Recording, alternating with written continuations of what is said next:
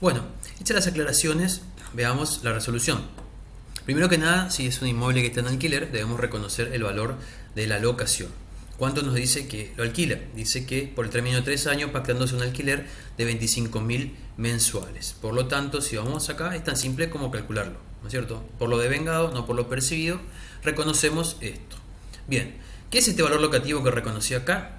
Primero vamos a ver de qué se trata el valor locativo. Dice que se va a reconocer un valor locativo para quienes ocupen sus bienes, digamos, para veraneo, recreo u otros fines semejantes, e incluso cuando se cedan de manera gratuita a un precio no determinado. ¿Qué es el valor locativo en sí? Es un valor de mercado que tendría el bien si yo lo destinara a alquiler en vez de utilizarlo para alguno de esos fines, digamos, que leí anteriormente, o bien si lo cedo de manera gratuita a un precio no determinado. Por lo tanto, ¿por qué reconocemos acá un valor locativo? Dice que el sujeto, durante los primeros 3 meses del año, esta propiedad fue utilizada para veraneo y volvió a alquilarla a partir de abril de 2021. Las inmobiliarias de la zona indican que si durante los meses de enero a marzo lo hubiera destinado a alquiler, hubiera cobrado por dicho trimestre la suma de 150.000. Todo lo demás que aparece en el artículo acá es para los demás artículos, es para decir que, bueno, si vos tenés un inmueble y reconocer un valor locativo, por más que no lo destines a alquiler el resto del año, no esté destinado a actividades grabadas, pero en ese momento lo utilizaste y tiene valor locativo, podés tomar una proporción de lo que le correspondería de amortizaciones y distintas deducciones. En este caso no tiene mucho sentido porque el inmueble se destina a alquiler, entonces ya van a estar de manera completa las deducciones, amortizaciones y demás, ¿no es cierto? Fíjense que está afectado a la locación desde el 2015, por lo tanto todo va a formar parte de la deducción. No tiene sentido separar la parte que tendría que ver con valor locativo, no, porque me la voy a tomar igual. Bien, después dice que, bueno, antes de pasar, podríamos ir, hay dos formas, reconocer todas las ganancias y después las deducciones, pero vamos a ir por parte. La amortización del inmueble, ¿no es cierto? ¿Cómo es la amortización del inmueble? El inmueble, como les había comentado, tenía un valor amortizable sobre el cual calculo las amortizaciones. En noviembre del 2015 se destinó a actividades grabadas, por lo tanto, si clasificamos en trimestres, tenemos el primer trimestre que es enero, febrero y marzo, el segundo que es abril, mayo y junio, el tercero que es julio, agosto, septiembre y el cuarto que es octubre, noviembre y diciembre. Desde ese momento que se destina, se amortiza. Por lo tanto, el 2015 solo un trimestre y luego por cada uno de los años 4 trimestres. Por lo tanto, le corresponde el equivalente a 4 trimestres de amortización. Acá vamos viendo la amortización acumulada y los trimestres que han transcurrido como forma de facilitar el cálculo después de alguna mejora que pueda existir. Por lo tanto, la amortización es 18.585. Y vean que no la actualizamos como vamos a actualizar lo de la mejora, por lo que les comentaba anteriormente. Vayan al artículo 93 y contextualicen de acuerdo a ese y van a entender por qué está pasando esto. Es una vez que empieza a funcionar el ajuste por inflación y artículos relacionados, es que se realiza esto.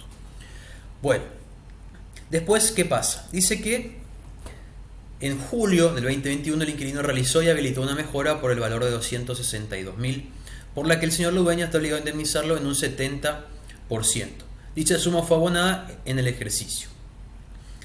Asimismo, la evaluación del inmueble según la última cuota del impuesto inmobiliario del año 2017 ascendía a 480.000, de los cuales el 20% correspondían al terreno. Dicha cuota no incluye el valor de la mejora mencionada precedentemente. Esto es información que vamos a utilizar para bienes personales. Antes de pasar estos gastos, vamos a resolver lo que tiene que ver con la mejora.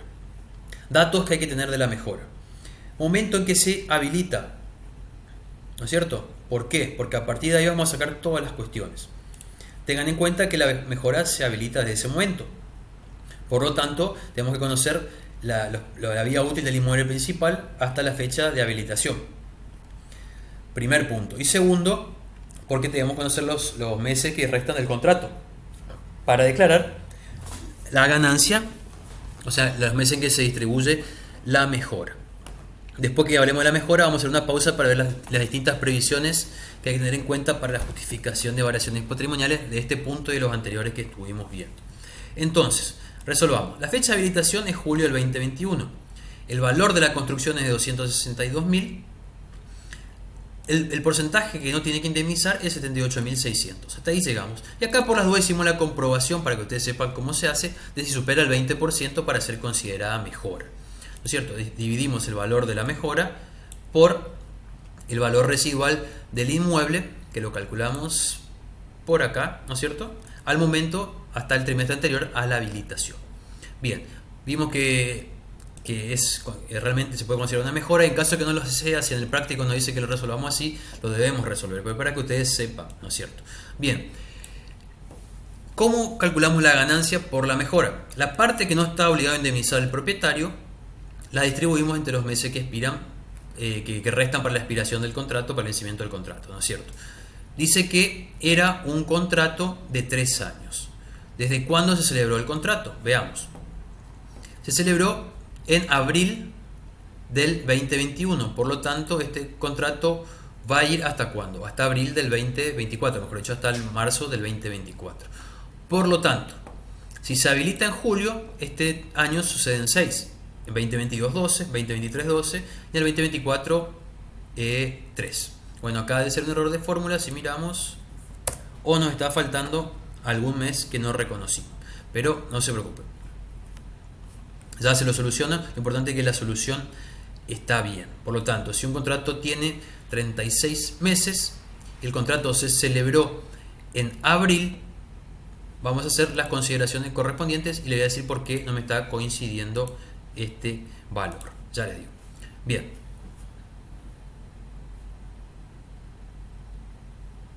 Bueno, es una trampa. Sí sé por qué no me coincide el valor. ¿Cuántos meses de contratos pasaron hasta que se habilitó la mejora? Bueno, es una trampita para que ustedes también se despierten. Si bien el contrato es de 36 meses, el contrato inició en abril, ¿no es cierto? El contrato está desde abril de 2021. Al momento de la habilitación pasaron 3 meses, abril, mayo y junio, ¿no es cierto? Bien, entonces, quedan 6 meses, quedan en total 33 meses, 6 del 2021, 12 del 2022, 12 del 2023 y 3. No había error de fórmula, sino que acuérdense siempre de ver cuántos restan, no agarren la totalidad del contrato. A propósito hice esto porque usualmente restan, calculan los meses del contrato y dividen, no. Cuenten cuántos pasaron hasta la habilitación y desde ahí cuántos restan con la habilitación incluida. Hay una doctrina que considera a partir del mes siguiente, otros que la consideran del momento de la habilitación. Nosotros consideramos este mes incluido en el cálculo. Por lo tanto, restan 6 meses, julio, agosto, septiembre, octubre, noviembre, diciembre. Este es el valor de la ganancia a reconocer. En la declaración jurada de ganancias reconocemos ese valor. ¿Y qué queda por hacer con la mejora? Simplemente amortizarla. ¿Y cómo se amortiza? Bueno, el valor de la mejora en el lapso de vida útil que le queda al bien principal. ¿Cuánto era la vida útil del bien principal? ¿Cuánto había transcurrido para saber cuánto le queda? Si miramos, había transcurrido un trimestre de 2015, 2016, 2017, 2018, 2019, ¿no es cierto? 2020, hasta acá vamos con 21, y se habilita en julio. Por lo tanto, pasaron 2 trimestres, es decir que estamos con 23. Por lo tanto, la vida útil del inmueble, que es de 200, menos 23 trimestres que transcurrieron, la vida útil restante es 177 trimestres. Por eso es mejor siempre amortizar en base a trimestre y no a porcentaje. Por lo menos a mí me resulta más fácil. Entonces, ¿ahora qué hacemos? Reconocemos la amortización de la mejora por 2 trimestres que le quedan del 2021, es decir, el tercero y el cuarto, el que va de julio, agosto y septiembre, y octubre, noviembre y diciembre, y tenemos la amortización. Ahora bien, como es una construcción que se realizó después del 1 de enero de 2018, se debe actualizar por el coeficiente. ¿Cómo es el coeficiente? El de cierre dividido del momento de la construcción, digamos. Entonces, vamos a hacer eso. Para no llenar de valores, no puse acá los índices, tenemos el coeficiente, actualizamos. Vamos a hacer la declaración jurada de ganancia, reconocemos la amortización y vemos que otras cuestiones tenemos de la primera categoría. Dice que durante el año 2021 el inquilino tomó su cargo según lo establecía el contrato y abonó los siguientes gastos. Bien, dice que el inquilino abonó. ¿Qué nos dice la ley? Bueno, la ley, y de paso repasamos lo de la mejora, ¿qué dice respecto a esto? Recuerden, mejora el 20% está en este artículo. Otras cuestiones referidas a la mejora la van a encontrar en la determinación de la ganancia bruta y de la ganancia neta. Utilicen estos valores para determinar la ganancia bruta a efectos de la deducción especial de gastos de mantenimientos presuntos. Así que bien, en la introducción teórica de este video se habló muy bien de cómo calcular de manera teórica la mejora, así que no profundizo más en eso. Y veamos lo que dice el artículo 44. La contribución directa territorial y otros gravámenes que el inquilino o arrendatario haya tomado a su cargo. Por lo tanto, aquello que tomó a su cargo el inquilino, sea pactado por contrato o no, es una ganancia que debo reconocer. Y por otro lado, cuestiones que atañen al inquilino, por más que no se pacten por contrato, no quiere decir que las deba reconocer como ganancia el propietario. Lo que correspondería pagar al propietario y lo paga el inquilino, sea por contrato o no, es lo que debe reconocer como ganancia el propietario. Por lo tanto, si paga el impuesto inmobiliario por mí, lo debo reconocer, ¿no es cierto? Bien, si paga luz, gas y teléfono que corresponden a él, son cuestiones propias del inquilino, no, porque es lo que le corresponde. El tema de lo que son las expensas, hay un gris ahí dependiendo de qué abarcan las expensas, pero cuando sea un práctico eso, vamos a profundizar un poquito más o en el curso de impuesto a la ganancia cuando se vea bien lo que es la primera categoría. Porque las expensas pues tienen que ver con el mantenimiento del día a día o bien con mantenimiento que tienen que ver con el inmueble, que es más del propietario, ¿no es cierto? Bien. Entonces, la creación jurada, ¿qué hacemos? Reconocemos la ganancia porque el inquilino me paga esto y a su vez nos restamos porque es una deducción que nos permite la ley, tanto como determinación de la ganancia neta de primera categoría, ¿no es cierto?